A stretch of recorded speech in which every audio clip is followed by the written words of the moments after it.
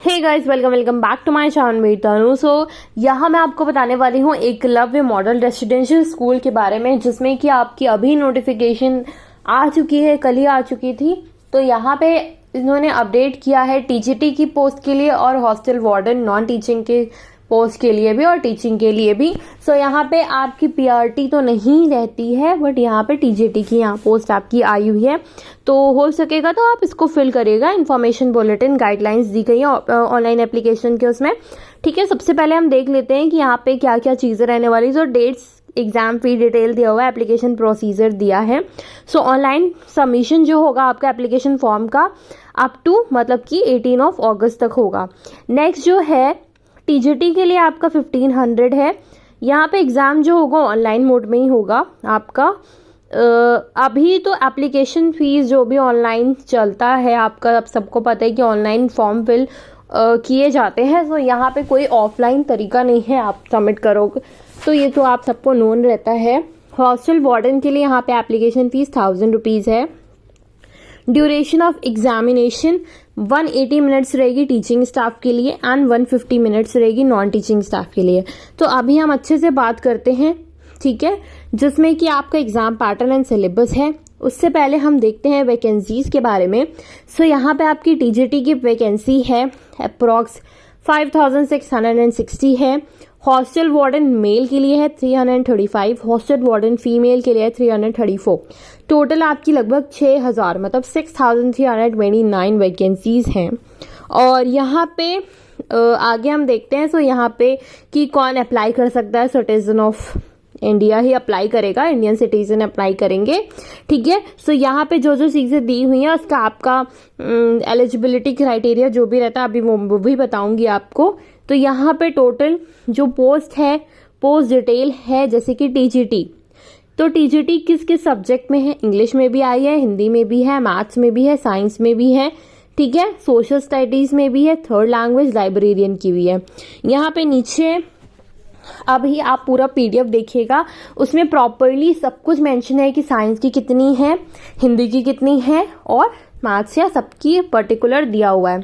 यहाँ पे पे मैट्रिक्स जो है आपका 44,000 से चलेगा और लगभग 1.5 लाख तक भी आपका यहाँ जा सकता है जो भी आपका पे रहेगा। एंड ऐसे ही टीजीटी मिसलेनियस मतलब कि म्यूजिक, आर्ट, पेट का एग्जाम हो गया, ये सारी चीज़ें भी उसमें जो रहेगी पीईटी वाली, फिजिकली वाली, फीमेल्स मेल्स का। तो यहाँ पे उसकी भी वैकेंसी आपकी आई हुई है, जिसमें कि पे स्केल यहाँ मेंशन है। हॉस्टल वार्डन का जो पे रहेगा 29,000 से स्टार्ट होगा और ये 92,000 तक जाएगा, ठीक है। यहाँ पे बताया गया है कि EMRS जो स्टाफ सिलेक्शन जो होगा आपका एग्जामिनेशन, वो OMRS पे होगा। जो मैंने ऑनलाइन आपको ऊपर बताया था वो नहीं होगा। यहाँ पे आपका पेन पेपर मोड में होगा एग्जाम, ठीक है। और यहाँ पे choice of medium question paper, आप जो भी चूज करना चाहते हो आप चूज कर सकते हो। चूज करना चाहते हो हिंदी कर सकते हो, इंग्लिश कर सकते हो, as per your own choice, ठीक है। एग्जाम पैटर्न जो है टीजीटी के लिए, तो यहाँ पे एग्जाम आपका 120 मार्क्स का होने वाला है। और यहाँ पे जो लैंग्वेज कॉम्पिटेंसी टेस्ट जो होगा आपका वो 30 मार्क्स का रहेगा। तो इस तरीके से यहाँ पे टेस्ट को डिवाइड किया गया है कि जनरल अवेयरनेस 10 क्वेश्चन रहेंगे 10 मार्क्स के, मतलब कि हर एक क्वेश्चन 1-1 मार्क्स का रहने वाला है। रीजनिंग एबिलिटी जो रहेगी आपकी 10 क्वेश्चन 10 मार्क्स के रहेंगे। नॉलेज ऑफ ICT, यहाँ पे आपसे कंप्यूटर का नॉलेज पूछ रहा है, तो यहाँ पे कंप्यूटर भी ढंग से आपको प्रिपेयर करके जाना पड़ेगा, क्योंकि यहाँ पे ये भी चीज़ है कि टीजीटी मतलब आप 10th लेवल तक पढ़ा सकते हो, ठीक है, पढ़ाओगे। तो यहाँ पे आपको up to 12th graduation level तक भी प्रिपरेशन अपनी करके जानी है, ठीक है। टीचिंग एप्टीट्यूड इसमें पूछा जाएगा, जो कि 10 क्वेश्चन 10 मार्क्स का ही रहने वाला है। इसके बाद मेन आपका आता है पार्ट 5, ठीक है। पार्ट 5 जो रहेगा आपका डोमेन नॉलेज, जो मेन रहेगा आपका 80 मार्क्स का, ठीक है। तो यहाँ पे मेंशन है C+D, ये सारी चीज़ें। ए जो है आपका सब्जेक्ट स्पेसिफिक सिलेबस है, डिफिकल्टी लेवल यहाँ पे ऑलरेडी मेंशन है, जो कि आपका ग्रेजुएशन तक जाएगी, ठीक है। बी है आपका एक्सपीरियंशियल एक्टिविटी बेस्ड पेडागोजी, मतलब कि जैसे आपका सीटेट में पेडागोजी आता था, थोड़ी हाई लेवल हो जाएगा इसका, पेडागोजी का सब्जेक्ट से रिलेटेड आएगा। सी है आपका NEP 2020 से क्वेश्चन आएंगे, Khelo India, fit India and other similar programs of government of India. मतलब कि ये पूरी चीजें C+G जो कि 5 नंबर का आएगा, ठीक है, NEP और D वाला। तो ध्यान दे के आपको इसको पढ़ना है, ठीक है। टोटल 120 मार्क्स का रहेगा। नेक्स्ट है आपका लैंग्वेज। सो यहाँ पे पार्ट 6 है लैंग्वेज कॉम्पिटेंसी, जिसमें कि हिंदी हो गया, जनरल इंग्लिश हो गया, रीजनल लैंग्वेज हो गया, 10 marks each subject. This part is qualifying in nature only with minimum 40% of marks in each language. Part 1 to 5 of the candidate will not be evaluated if she has failed to attain qualifying marks in Part 6. ठीक है, evenly आपको समझ में आ गया होगा। अगर आप यहाँ पे क्वालिफाई नहीं करते हो तो उसका कोई भी मतलब नहीं रहेगा एग्जाम जो आपने दिया हुआ है, ठीक है। तो test will be of 3 hours, मतलब कि 3 आवर्स ऑफ ड्यूरेशन का है। यहाँ पे आपको दिया गया है, मेंशन किया गया है, नोट यहाँ पे आपको दी गई है for all subject of TGTs। Part 1 to 4 जो रहेगा आपका कॉमन रहने वाला है सबके लिए, मतलब हिंदी हो चाहे इंग्लिश हो चाहे मैथ्स हो, 1 to 4 आपका कॉमन रहेगा। जो पार्ट 5 रहेगा वो आपका सब्जेक्ट स्पेसिफिक रहेगा, मतलब कि अगर आपने हिंदी के हो तो आपको हिंदी के क्वेश्चन मिलेंगे, आप इंग्लिश के लिए फॉर्म फिल कर रहे हो TGT का तो आपको इंग्लिश का मिलेगा। एंड पार्ट जो 6 होगा so will be as per open exercise, ठीक है। यहाँ पे ये सारी चीजें मेंशन है ऑलरेडी आपको।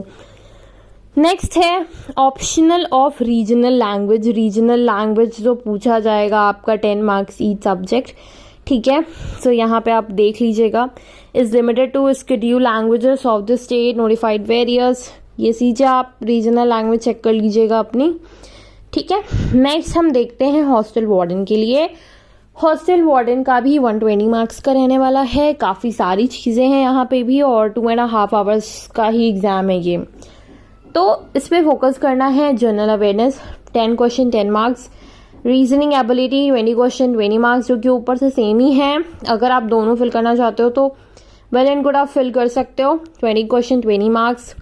Knowledge of POCSO and other children safety related to acts of the government, तो ये 10 क्वेश्चन 10 मार्क्स हो जाएगा। Administrative aptitude, administration, school administration के बारे में आपको पता होना चाहिए, ये सारी चीज़ें 30 क्वेश्चन 30 मार्क्स। लैंग्वेज कॉम्पिटेंसी, यहाँ पे भी आपका regional language 10 marks each subject है, ठीक है।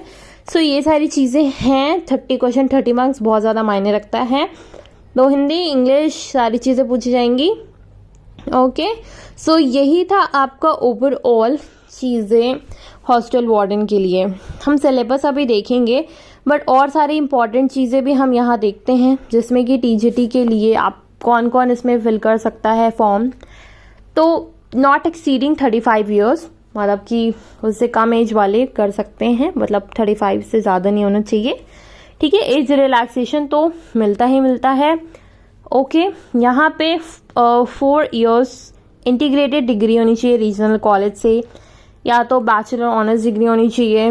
यहाँ पे सीटेड आपसे लोग पूछते हैं सीटेड अपेयरिंग कर सकते हैं, तो नहीं, सीटेड अपेयरिंग नहीं कर सकते हैं। यहाँ पे एक और इम्पॉर्टेंट चीज़ है, जैसे कि for TGT science, zoology, botany, chemistry, 3 चीज़ें होनी चाहिए आपकी। ये 3 चीज़ें बहुत ज़्यादा इंपॉर्टेंट है। Candidates who have pass BSc degree with honours in math subject would consider eligible only if they studies physics and chemistry, electronics, computer science, statistics in 2 years of the course. And candidates with BSc honors, तो यहाँ पे उनका mathematics भी होना चाहिए, ठीक है। Next है candidate should have studied botany, zoology and chemistry during all the 3 years of study in graduation, तो वही फिल कर सकते हैं। अगर in case of such university which provide only 2 subjects in the final years of graduation, the candidates who have studied any of the 2 subjects out of botany, zoology, chemistry in the final year of examination, and all the 3 subjects wise botany, zoology, chemistry in the first year and the second year of graduation, मतलब कि zoology, botany, chemistry होना चाहिए। इतना आपको समझने की need है। बहुत लोग क्या करते हैं, माइक्रोबायोलॉजी ले लेते हैं या कुछ और सब्जेक्ट ले लेते हैं, इन्वायरमेंट ले लेते हैं, सो वो इसके लिए नहीं अप्लाइड है, ठीक है।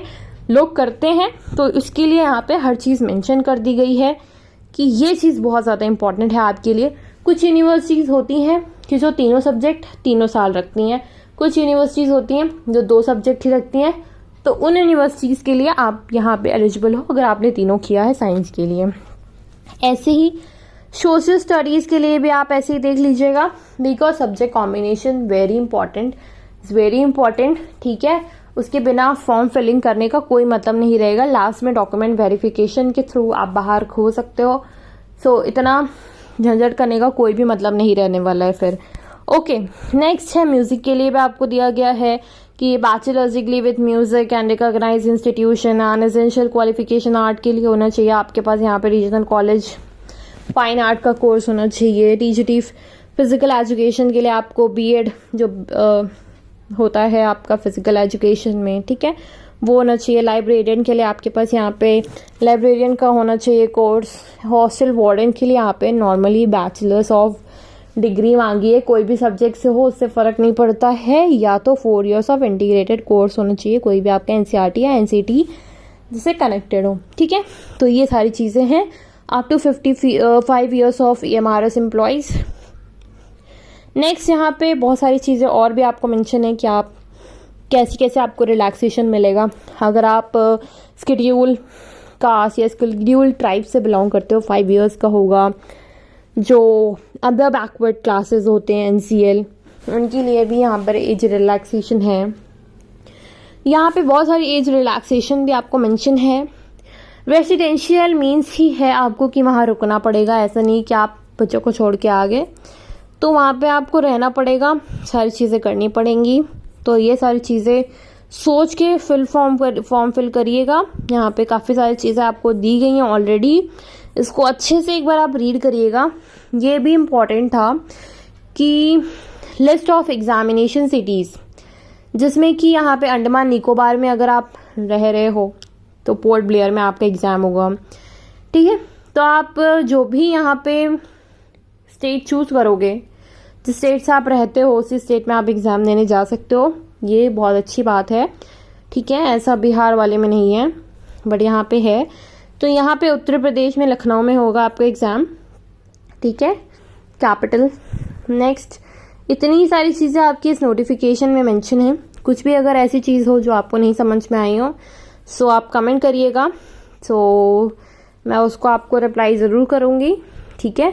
यहाँ पे रूल्स वगैरह बताए गए हैं कि इस तरीके से फॉर्म फिलअप होंगे। आप सरकारी रिजल्ट पे कंटिन्यूसली चेक करते रहिए। जब भी आपका ये पोस्ट अपडेट हो जाती है जाके आप फॉर्म तुरंत फिलअप कर लीजिएगा, ठीक है, क्योंकि ज़्यादा टाइम उस तरीके से टाइम तो है, बट कई टाइम ऐसा भी होता है कि लिंक नहीं काम करती है, सर्वर डाउन हो जाता है उसकी वजह से। So that's it for the today's video guys. Don't forget to subscribe and like to my video and share भी करिएगा। Thank you, bye bye.